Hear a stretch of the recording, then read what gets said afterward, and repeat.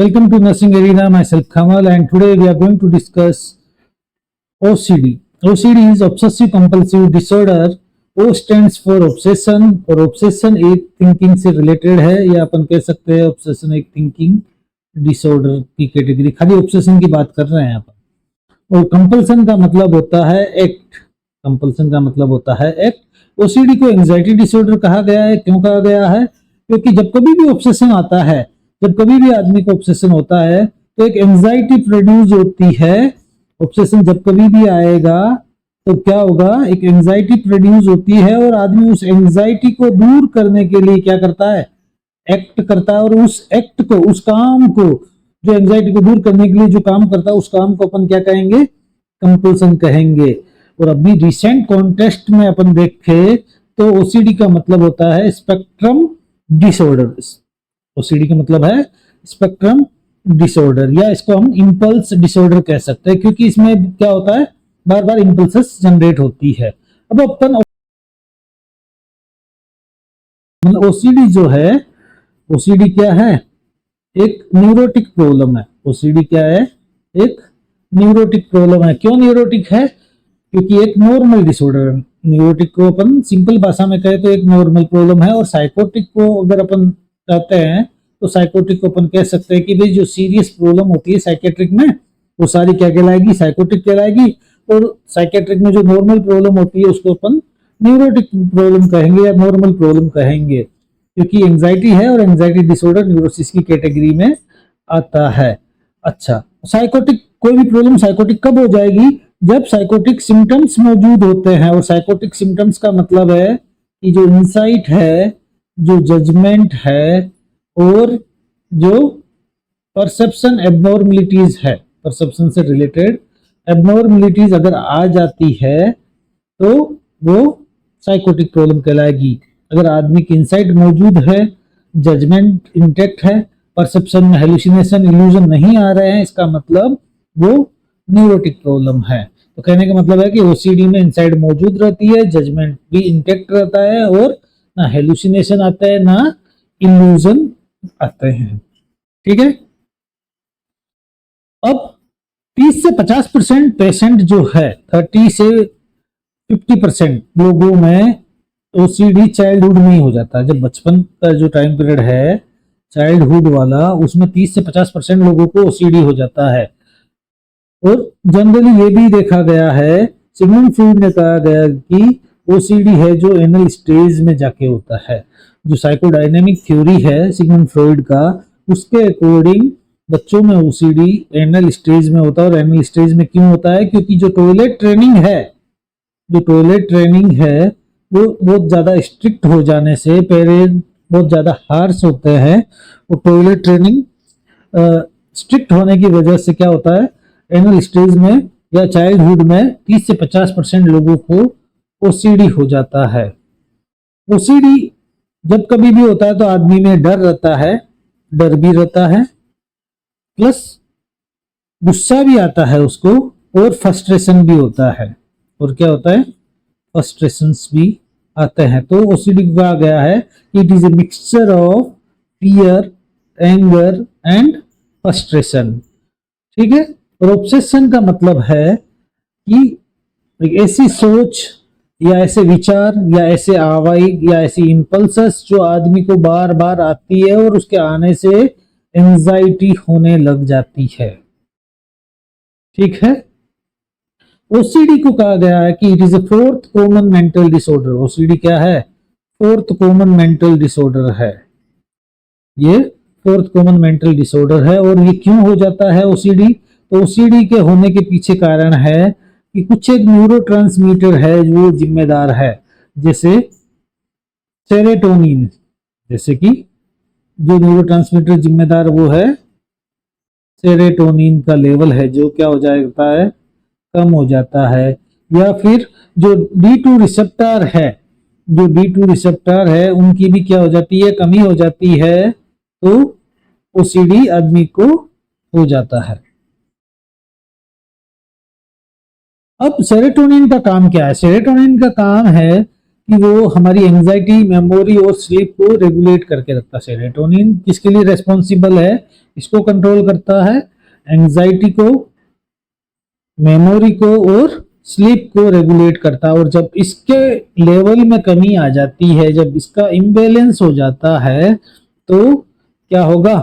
आदमी को ओसीडी हो जाता है, आदमी को ओसीडी हो जाएगा। अब हम एक एक करके पढ़ेंगे, ऑब्सेशन क्या है, कंपल्सन क्या है और ये क्यों हो जाता है। तो ऑब्सेशन के बारे में बताया कि ये एक रिकरेंट है, हमने पहले ही बता दिया कि ये थिंकिंग से रिलेटेड है। अब ऐसी सोच जो रिकरेंट होती है, परसिस्टेंट होती है और इंसिस्टेंट आइडियाज आते हैं, ऐसे विचार जो कि लगातार बार बार नहीं चाहते हुए भी आते हैं, चाहे वो विचार भी हो सकते हैं, चाहे वो कोई आवेग भी हो सकती है, इंपल्सेस भी हो सकती है, या कोई फिर इमेजेस भी हो सकती है। वो आदमी पेशेंट को तो पता है कि ये सारे इंपल्सेस आइडियाज जो है मेरे को लगातार आ रहे हैं, वो भी उसके नहीं चाहते हुए भी, और वो चाहकर भी उन विचारों को कंट्रोल नहीं कर पाता है, और वो चाहकर भी उन विचारों को कंट्रोल नहीं कर पाएगा। ऐसी थॉट्स को हम कहेंगे ऑब्सेशन। ऐसी थॉट्स को हम क्या कहेंगे? ऑब्सेशन कहेंगे। ऐसी थॉट्स को हम ऑब्सेशन कहेंगे। और जो most common type of obsession है वो है fear of contamination. Fear of contamination, इसमें आदमी को ऐसे विचार, ऐसी थॉट्स आती है कि उसके हैंड, उसके हाथ, उसका शरीर वो है कंटामिनेटेड है, और आदमी क्या करता है? उसको बार बार हैंड वॉश करता है, और आदमी क्या करेगा? बार बार उसको वॉश करेगा। तो जो मोस्ट कॉमन ऑब्सेशन कौन सा है? वो है fear of contamination. Fear of contamination. इसके अलावा भी बहुत तरह के ऑब्सेशन है, जैसे कि आदमी के दिमाग में विचार आता है कि उसके कपड़े गंदे हैं, हाथ गंदे हैं, शरीर गंदा है, या रूम का दरवाजा खुला हुआ है, या रूम का दरवाजा लॉक नहीं है, या आदमी को ऐसे विचार आते हैं कि वो किसी को जाके मारे, एग्रेशन के विचार, एग्रेशन की थॉट आती है, या आदमी को अंदर एक सेक्सुअल इमेजेस या सेक्सुअल इंपल्सेस जनरेट होती है, कुछ सेक्सुअल ऑर्गन के बारे में चीजें बार बार उसके माइंड में आती रहती है, वो भी ऑब्सेशन है। इलनेस, आदमी को इलनेस से रिलेटेड जो चीजें आती है कि आदमी को बार बार ऐसा लगता है कि उसको ट्यूमर हो गया है, ठीक है, इस तरह का भी विचार आना भी ऑब्सेशन है। आदमी है जो बार बार चीजों को सिमेट्री में रखता है, एग्जैक्टनेस में रखता है, पर्टिकुलर ऑर्डर में रखता है, ये भी ओसीडी है। आदमी को रिलीजियस थॉट्स आती है, आदमी को रिलीजियस थॉट्स आती है, और रिलीजियस ओसीडी को अपन क्या कहते हैं? स्क्रूपुलोसिटी कहते हैं। स्क्रूपुलोसिटी, स्क्रूपुलोसिटी का मतलब है रिलीजियस ओसीडी, रिलीजियस थॉट। आदमी अपने रिलीजियन को लेके बहुत कट्टर बन जाता है, आदमी बहुत ज्यादा पूजा पाठ करने लग जाता है, आदमी को डर सताने लग जाता है देवी देवताओं का। आदमी को कई बार रिलीजियस ओसीडी में आदमी को देवी देवताओं से रिलेटेड गंदे गंदे विचार भी आना शुरू हो जाते हैं। उसे हम स्क्रूपुलोसिटी के नाम से भी जानते हैं, या फिर अपन रिलीजियस थॉट भी कह सकते हैं, रिलीजियस ओसीडी भी कह सकते हैं। कई बार आदमी को सेफ्टी से लेके भी ऑब्सेशन हो जाता है। आदमी को थोड़ा इनसिक्योर फील होता है कि वो जिस माहौल में है वो उसके लिए सिक्योर नहीं है, तो बार बार ये नहीं चाहते हुए भी विचार आना, और आदमी के चाहने के बाद भी ये विचारों को कंट्रोल नहीं होना ही क्या है? ऑब्सेशन है। अब कंपल्सन क्या है? कंपल्सन का मतलब है एक्ट। हमने ऑलरेडी डिस्कस किया है कि जब पहले क्या होता है? ऑब्सेशन आएगा, और ऑब्सेशन का मतलब है कि विचार आएंगे, चाहे वो इमेज के फॉर्म में आए, चाहे इंपल्सेस के फॉर्म में आए, चाहे वो थॉट के फॉर्म में आए, ठीक है। वो विचार आएगा कि मान लो कि एक आदमी है जो ओसीडी से सफरर है, ठीक है, और उसके मन में विचार आता है कि उसके जो हाथ है वो कंटामिनेटेड हो गए हैं, ठीक है सब। तो फिर वो क्या करेगा? वो विचार उसको एंजाइटी प्रोड्यूस करता है, ठीक है। वो थॉट क्या करेगी कि एंजाइटी प्रोड्यूस करेगी, और एंजाइटी प्रोड्यूस होगी तो क्या होगा? आदमी उस एंजाइटी को दूर करने के लिए एक्ट करेगा। आदमी उस एंजाइटी को दूर करने के लिए जो एक्ट करता है कि आदमी की वो विचार आया कि उसके हाथ कंटामिनेटेड है, और उस कंटामिनेशन को दूर करने के लिए वो जाके हैंड वॉश करता है।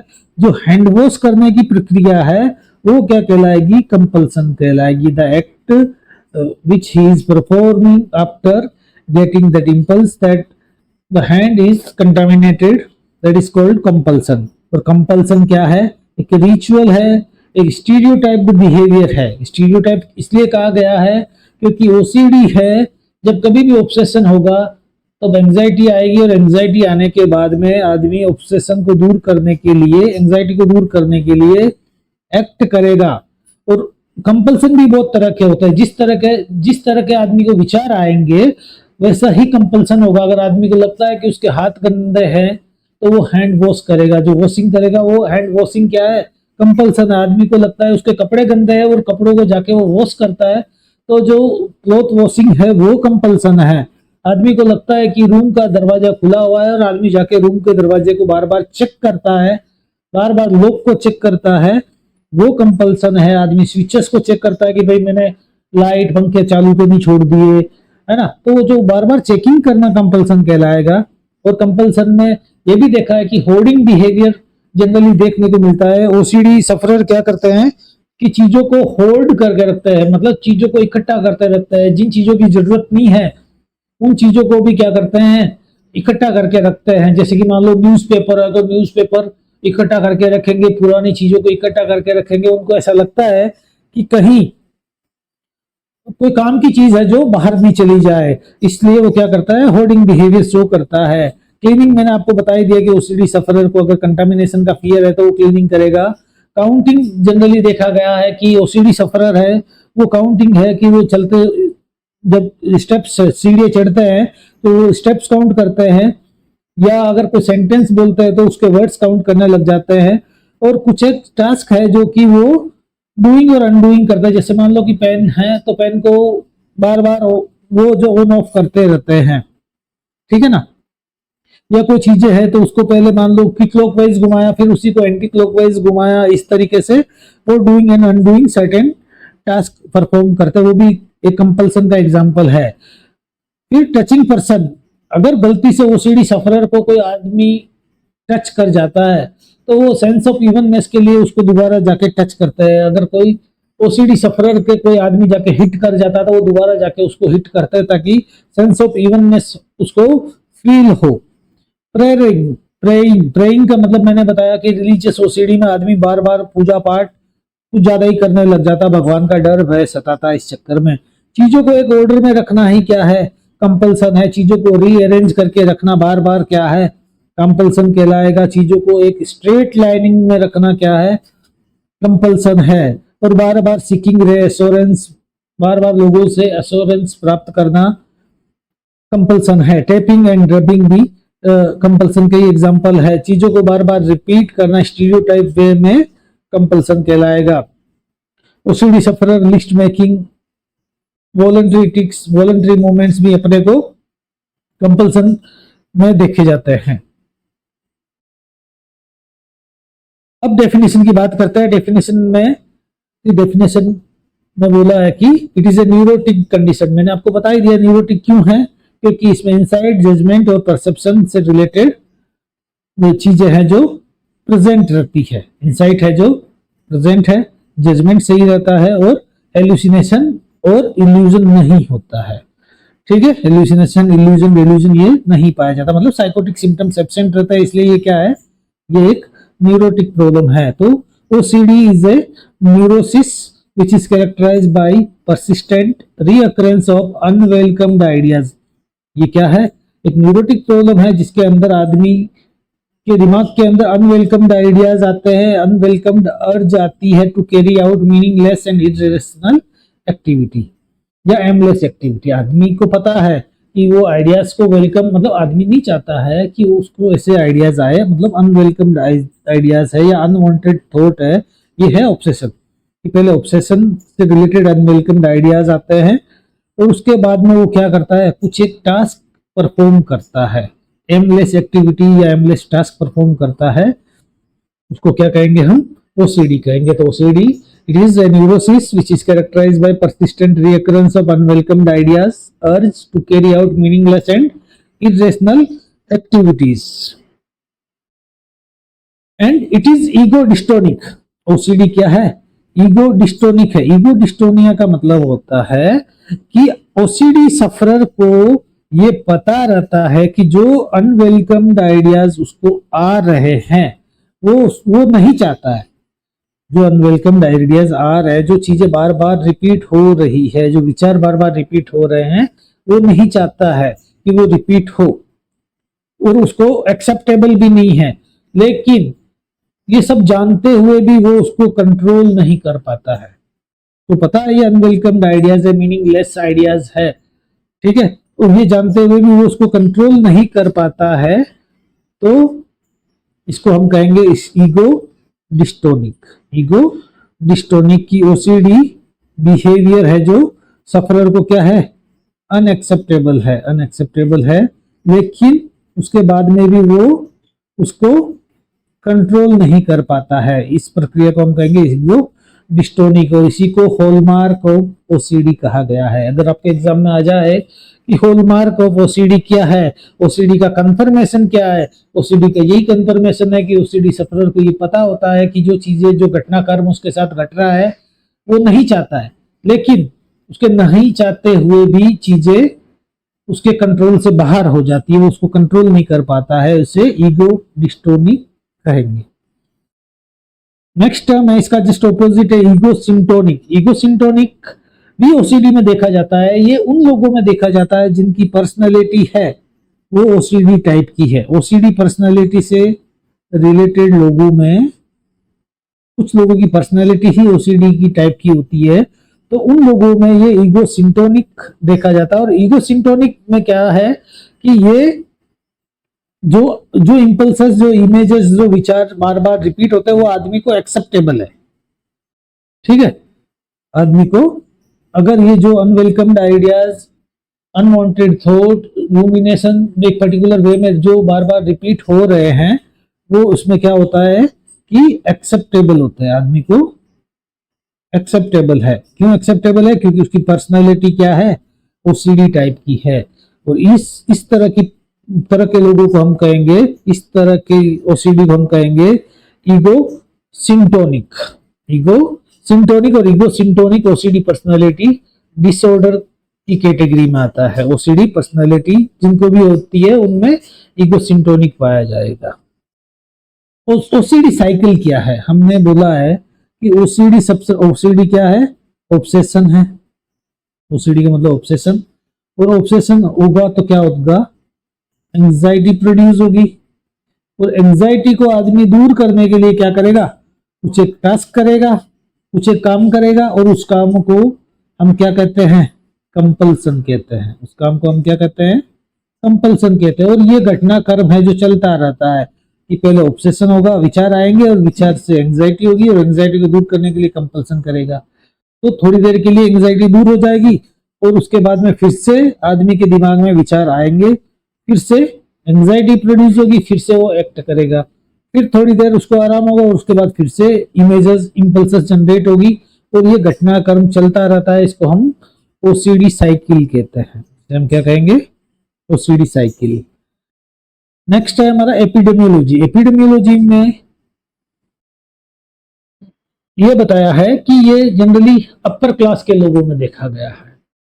जो हाई सोशियो इकोनॉमिक स्टेटस है, जिनका हाई सोशियो इकोनॉमिक स्टेटस है, उसमें जनरली ये देखा गया है, हाई सोशियो इकोनॉमिक स्टेटस में ज्यादा पाया जाता है, क्योंकि उनको साफ सफाई से रिलेटेड चीजें ज्यादा पसंद होती है। इस चक्कर में अपर क्लास लोगों में ये ज्यादा देखने को मिलेगा। एजुकेटेड लोगों में ज्यादा देखने को मिलता है, और जिनका इंटेलिजेंस लेवल ज्यादा होता है, जिनका आईक्यू लेवल ज्यादा होता है, उसमें भी ज्यादा देखने को मिलता है। इसके अलावा जो आदमी सिंगल है, जो आदमी अकेला रहता है, अनमेरिड है, उनमें ज्यादा देखने को मिलता है। मेल और फीमेल में वैसे तो कॉमन है, बट मेल में जनरली चाइल्डहुड में ही हो जाता है, और फीमेल में देखा गया है कि 20s में देखने को मिलता है। जब वो 20 साल के आसपास जब फीमेल की एज हो जाती है, उसके बाद ओसीडी उसमें देखने को मिलता है। ओसीडी ज्यादातर अनमेरिड या सिंगल पर्सन में ज्यादा पाया जाता है, मैंने आपको ऑलरेडी बता दिया। और मोनोजाइगोटिक ट्विंस में ज्यादा देखने को मिलेगा। ओसीडी है 63% चांसेस है कि अगर कोई ट्विंस मोनोजाइगोटिक है, एक ही जाइगोट से अगर ट्विंस का जन्म होता है तो मोनोजाइगोटिक ट्विंस में ओसीडी होने के चांसेस 63% है। एवरेज एज एज बताई है कि थर्ड डेकेड और लेट 20s इन इंडिया।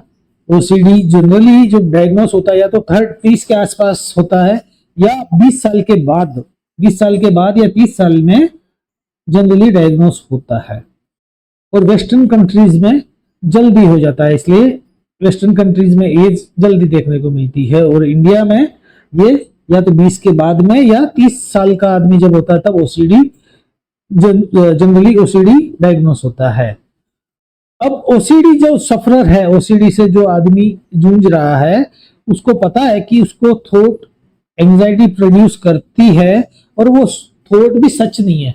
आदमी को ये पता है कि जो उसको विचार आ रहा है, जैसे अपन मोस्ट कॉमन की बात करें कि जो हैंड है जो कंटामिनेटेड है, लेकिन उसको सच में पता है कि उसके हाथ सच में कंटामिनेटेड नहीं है, ठीक है।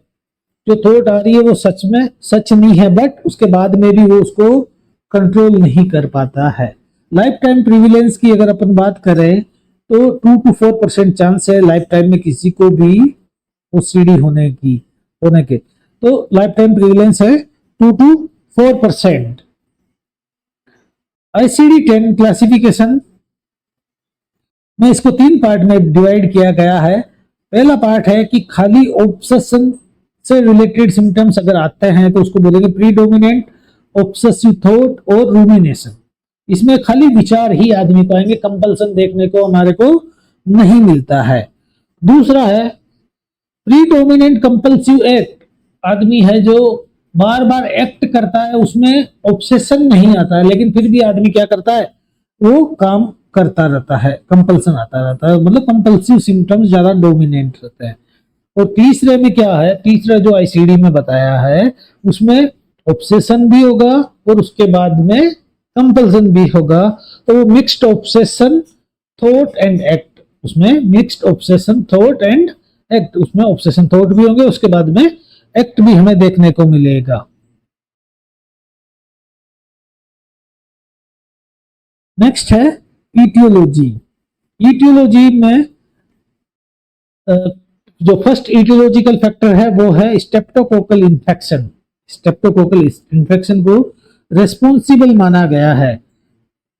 और स्ट्रेप्टोकोकल इन्फेक्शन में पेंडास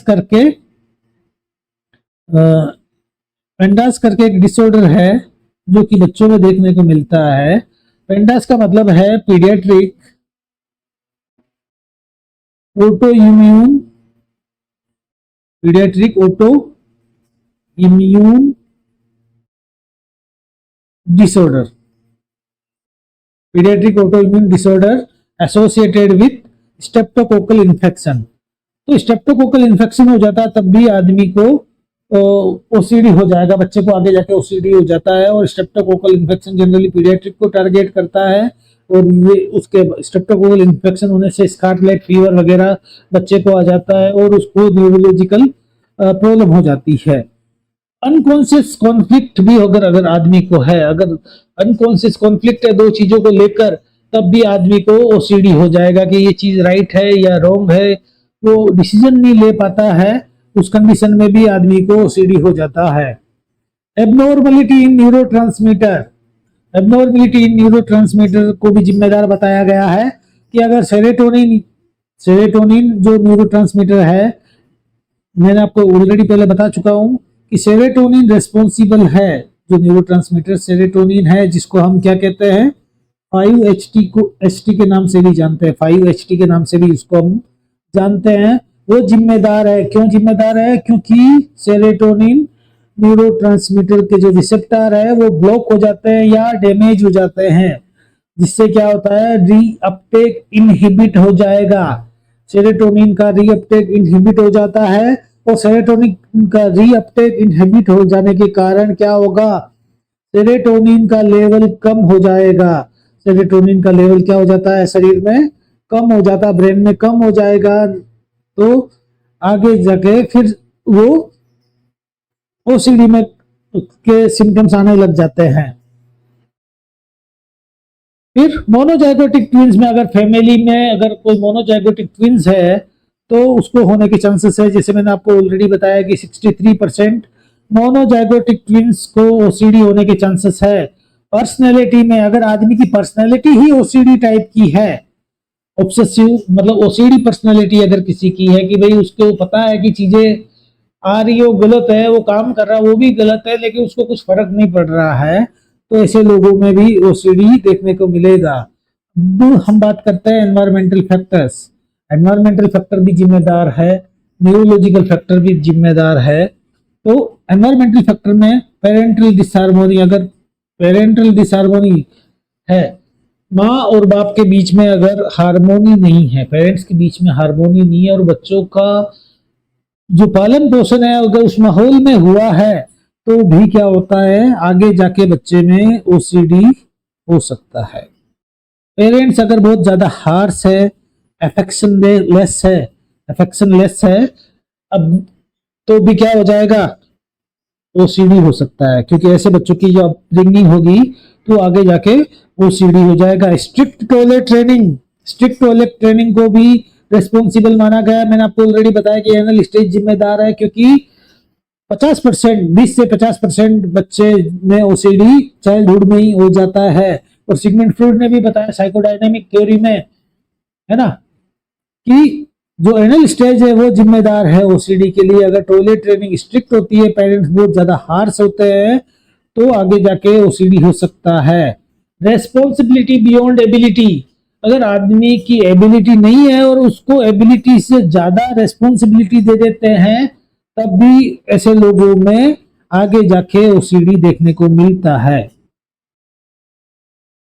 नेक्स्ट कोज है वो है ऑर्गेनिक ब्रेन डिसऑर्डर। नेक्स्ट कारण क्या है, अगर ऑर्गेनिक ब्रेन डिसऑर्डर, ब्रेन से रिलेटेड कोई प्रॉब्लम्स हो जाती है, जैसे कि मान लो किसी को हेड इंजरी हो गई या एनसेफेलाइटिस हो गया, ब्रेन इन्फेक्शन हो जाता है एनसेफेलाइटिस, तो भी उसको ओसीडी हो जाएगा। या मान लो कि कोरिया करके एक न्यूरोलॉजिकल डिसऑर्डर है जिसमें कि जर्की मूवमेंट्स देखने को मिलते हैं, jerky movements off shoulder, hip, face, और इसके कारण भी आगे जाके ओसीडी हमें देखने को मिलता है।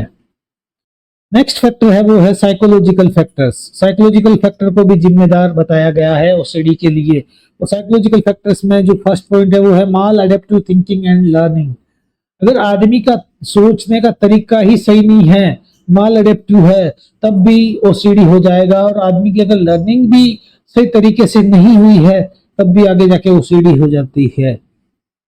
Sustained IPR, sustained interpersonal relationship को भी जिम्मेदार बताया गया है कि लोग है, दो लोग है मान लो, या कोई परिवार फैमिली है, फैमिली में अगर इंटरपर्सनल रिलेशनशिप सही नहीं है, सस्टेन हो रखा है, लोग आपस में बातचीत नहीं कर रहा है, दो लोग हैं और आपस में उनके बीच में लंबे टाइम से बातचीत नहीं हो रही है, बातचीत रुकी हुई है, सस्टेन हो रखी है, तब भी क्या होगा, ओसीडी हो सकता है। स्ट्रेस, आदमी अगर लंबे टाइम से स्ट्रेसफुल माहौल में रहता है तो भी उसको ओसीडी हो सकता है। और ये पॉइंट मैंने आपको ऑलरेडी बता दिया कि साइकोडायनेमिक थ्योरी या साइकोसेक्सुअल थ्योरी जो है सिगमंड फ्रॉइड की, उन्होंने बताया है कि साइकोसेक्सुअल डेवलपमेंट रेस्पॉन्सिबल है। क्यों रेस्पॉन्सिबल है, क्योंकि एनल स्टेज में टॉयलेट ट्रेनिंग होती है, वो बहुत ज्यादा स्ट्रिक्ट होती है या पेरेंट्स हार्श है, इस कारण से बच्चा वहां फिक्स हो जाता है। एनल स्टेज में फिक्सेशन हो जाने के कारण क्या होगा कि बच्चे में ओसीडी डेवलप हो जाएगा।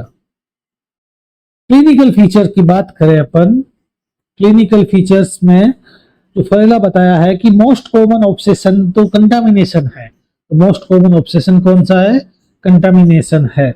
और मोस्ट कॉमन कंपल्सन है चेकिंग। तो मोस्ट कॉमन कंपल्सन कौन सा है, चेकिंग है। तो इनको आप नोट कर लो, आपके एग्जाम में ये पूछा जा सकता है कि मोस्ट कॉमन ऑब्सेशन कौन सा है, कंटामिनेशन, फियर ऑफ कंटामिनेशन, और मोस्ट कॉमन कंपल्सन है checking. OCD sufferer perform task to relieve from obsession related anxiety. और ओसीडी सफरर क्या करता है, और जो किसी को आदमी को ओसीडी, आपको कैसे पता चलेगा कि वो जब ओसीडी वाला आदमी है उसको जब कभी भी ऑब्सेशन आएगा तो ऑब्सेशन से रिलेटेड जो एंजाइटी होती है उसको दूर करने के लिए वो क्या करेगा, टास्क परफॉर्म करेगा। इससे आपको पता चल जाएगा, मतलब ये देखने को मिलता है ओसीडी सफरर में कि वो सर्टेन टास्क है जो बार बार रिपीट करता रहता है, चीजों को रीअरेंज करता रहता है। चीजों को रीअरेंज करेगा या चीजों को एक लाइन में रखेगा, या मतलब परफेक्शन चाहता है हर एक चीज में, किसी भी प्रकार का चेंज नहीं चाहता है। OCD rituals like washing hand है, रिपीटेडली आदमी हैंड वॉश करता है तब अपने को पता चल सकता है। फियर ऑफ कंटामिनेशन हमें देखने को मिलता है ओसीडी सफरर में। ओसीडी सफरर है तो कई बार तो जो बात बात सौफ है, नहाने के साबुन को भी कंटामिनेटेड, उसको लगता है कि नहाने का साबुन भी कंटामिनेटेड है और उससे भी डरने लग जाता है। ओसीडी सफरर का अगर एक हाथ है जो गीला हो जाता है, एक हाथ अगर वेट हो गया तो वो बहुत अनकंफर्टेबल फील करता है जब तक कि दूसरा हाथ गीला नहीं हो जाता। तो सेंस ऑफ इवननेस, ये सभी सिम्टम्स आपको देखने को मिलेंगे। और अगर ओसीडी वाला आदमी अगर किसी आदमी से टकरा जाता है, मैंने आपको बताया कि टच हो जाता है या बम्प हो जाता है, तो वो दोबारा जाके उससे टकराता है ताकि सेंस ऑफ इवननेस उसको फील हो। ओसीडी मतलब खासकर कंपल्सन की अगर अपन बात करें तो कंपल्सन क्या है, एक सीक्रेट बीमारी है, इसको क्या बोलते हैं, एक सीक्रेट इलनेस। कंपल्सन एक सीक्रेट इलनेस है। और ओसीडी जब कभी भी होता है तो आदमी बहुत डिस्ट्रेस होने लग जाती है, आदमी को बहुत ज्यादा एंग्जाइटी होने लग जाती है, ये सिम्टम्स भी आपको देखने को मिलेंगे। ओसीडी सफरर है, मान लो उसके हाथ में कोई खिलौना है तो उसके खिलौने का वो सर घुमाने लग जाएगा, है ना, कभी राइट साइड में घुमाएगा कभी लेफ्ट साइड में घुमाएगा, ठीक है। और आपको क्या क्या देखने को मिलता है कि obsessional thought, word, ideas, belief are unpleasant and shocking to patient.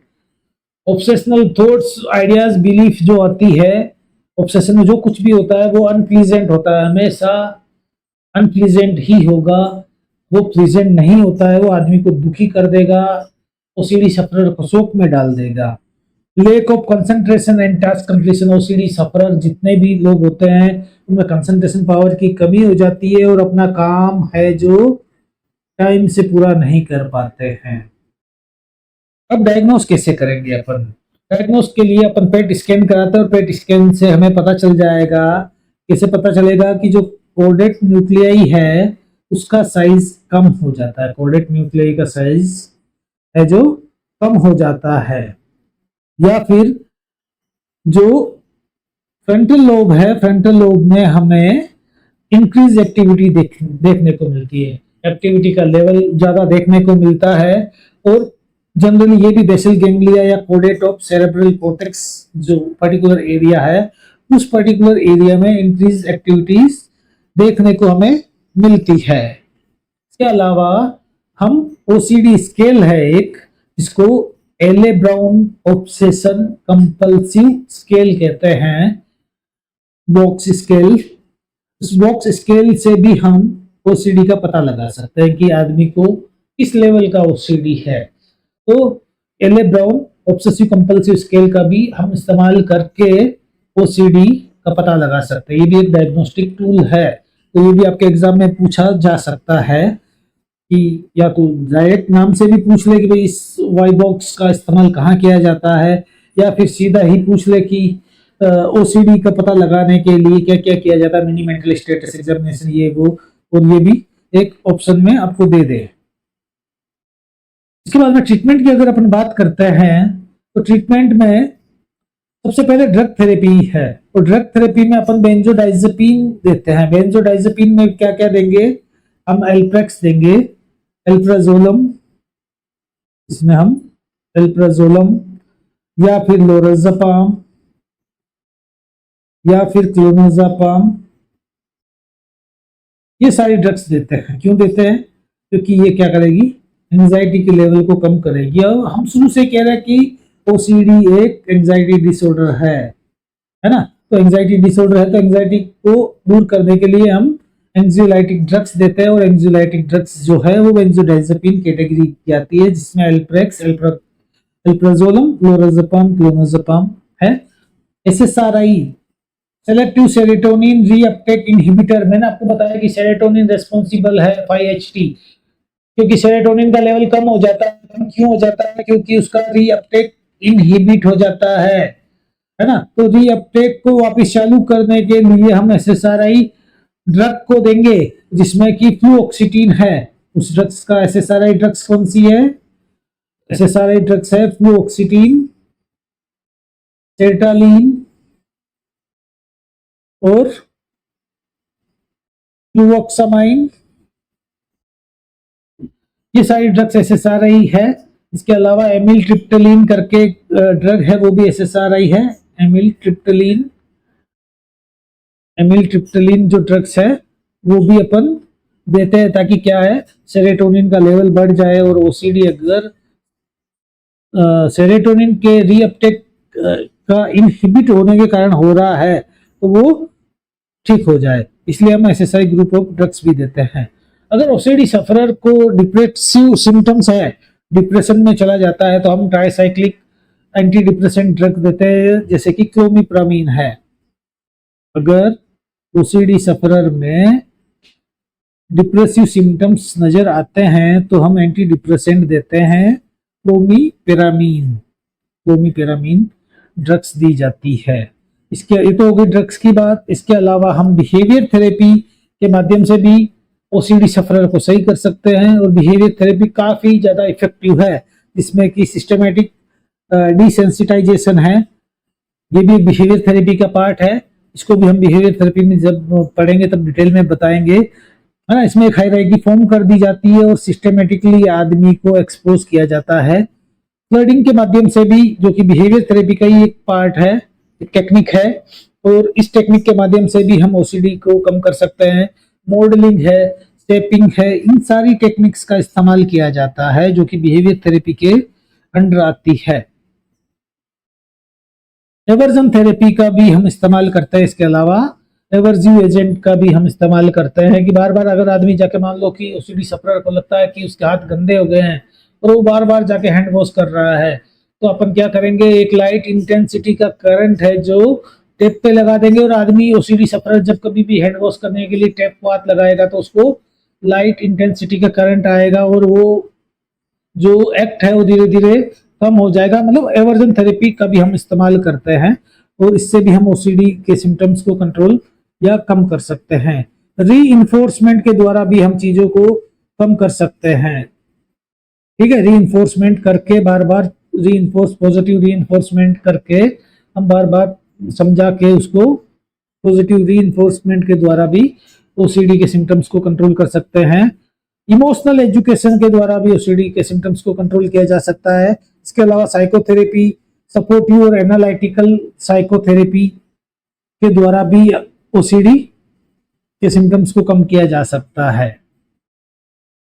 Next है CBT थेरेपी का इस्तेमाल किया जाता है और इसमें जो टेक्निक इस्तेमाल की जाती है वो है पॉजिटिव रिफ्रेमिंग का हम इस्तेमाल करके OCD सिम्टम्स को कम कर सकते हैं।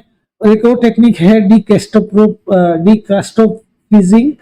डिकैस्ट्रोफ्रीजिंग का इस्तेमाल करके भी अपन क्या कर सकते हैं, अपन OCD के सिम्टम्स को कंट्रोल कर सकते हैं। थॉट स्टॉपिंग या डिस्ट्रैक्शन, जब कभी भी आदमी के विचार आते हैं तो उसको स्टॉप कैसे करना, उसको डिस्ट्रैक्ट कैसे करना, इसका भी इस्तेमाल करके अपन OCD के सिम्टम्स को कंट्रोल कर सकते हैं।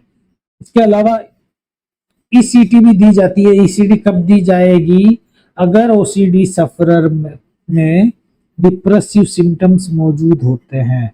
अगर OCD सफरर में सीवियर डिप्रेशन आ जाता है, सुसाइडल थॉट्स आने लग जाती है, ठीक है, उस कंडीशन में अपन इलेक्ट्रोकन्वल्सिव थेरेपी का इस्तेमाल करते हैं, वरना नहीं करेंगे। कोग्निटिव थेरेपी में जो टेक्निक इस्तेमाल की जाती है वो है सेल्फ मॉनिटरिंग एंड कंट्रोल।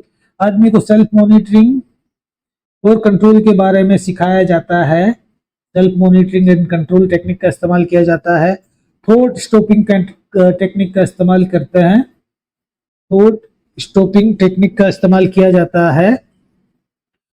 ये और ERP ये सबसे ज्यादा इफेक्टिव है, क्योंकि मैंने बहुत सारे YouTube OCD सफरर के वीडियोस देखे थे और उन्होंने खुद बताया कि जो ERP टेक्निक है, एक्सपोजर एंड रेस्पॉन्स प्रिवेंशन, इससे OCD सफरर मतलब काफी हद तक उनके OCD कम हो गया है और ऑलमोस्ट वो रिकवर हो गए हैं। तो ये टेक्निक बहुत ही ज्यादा इफेक्टिव है जो कि कोग्निटिव थेरेपी के अंदर आती है। ठीक है। और इसमें आदमी को ये सिखाया जाता है, ऐसा सिखाया जाता है कि ग्रेजुअली उसको अपनी जो एंजाइटी है उसको कैसे टॉलरेट करना है। तो रेस्पॉन्स प्रिवेंशन में ये भी सिखाते हैं कि रेस्पॉन्स को प्रिवेंट कैसे करते हैं। प्रिवेंट करने के लिए उसको किस तरह से डिले किया जाए रेस्पॉन्स या इमेजेस या विचारों को, या जो एंजाइटी हो रही है उसको कैसे कम किया जाए, या जो स्टिमुलस आ रहा है बार बार उस स्टिमुलाई को किस तरह से कम किया जाए। इसके अलावा सेल्फ मॉनिटरिंग एंड कंट्रोल का भी इस्तेमाल अपन करते हैं, और इसका भी इस्तेमाल करके हम ओसीडी को कम या कंट्रोल कर सकते हैं। जैसे कि record the thought and read them every day regularly for half an hour until anxiety reduce. जो विचार ओसीडी सफरर को आते हैं हम उसको कहेंगे कि भाई तू जो भी विचार आते हैं तुम्हारे दिमाग में, तुम उसको एक हाफ एन आवर आधे घंटे में, हर आधे घंटे में उनको लिखोगे, उसको रिकॉर्ड करके रखोगे, चाहे वो आप अपने नोटबुक में लिख के रखो। फिर resist compulsive behaviour but not obsessional thought. Obsessional thought तो आ रही है ना, उसको तो रोक नहीं सकते, लेकिन जो कंपल्सन है उसको तो कंट्रोल करना सिखाया जाता है कि कंपल्सिव बिहेवियर को कंट्रोल करना है। ठीक है, तो ये सेल्फ मॉनिटरिंग एंड कंट्रोल में सिखाया जाता है। इसके अलावा don't get into the alcohol. जब कभी भी ओसीडी वाले आदमी को डिस्ट्रेस होती है, एंजाइटी होती है, या आदमी डिप्रेशन में चला जाता है, तो उसको ये कहेंगे कि भाई तुम अल्कोहल या खुद से ही अपना ट्रीटमेंट ना करे, सेल्फ मेडिकेशन ना ले, ठीक है, क्योंकि ये आपके कुछ काम आएगी नहीं। और अल्कोहल का भी सहारा नहीं ले, और हम उसे प्रोफेशनल जो हेल्प है उसको सजेस्ट करेंगे कि भाई आप डॉक्टर के पास जाइए और अपना इलाज कराइए। तो ओसीडी क्लास में इतना ही था। Thank you very much for watching. अगर आपने हमारे चैनल को सब्सक्राइब नहीं किया है तो सब्सक्राइब कर लीजिए। अगर और भी साइकेट्रिक और साइकोलॉजी की क्लासेस आप पढ़ना चाह रहे हैं तो हमारा ऐप प्ले स्टोर पे अवेलेबल है, और iOS पे, मतलब एप्पल यूजर के लिए भी हमारा iOS पे ऐप अवेलेबल है, और इसका लिंक मैंने डिस्क्रिप्शन में दे दिया है, वहां से आप हमारे ऐप को डाउनलोड कर सकते हैं। Thank you.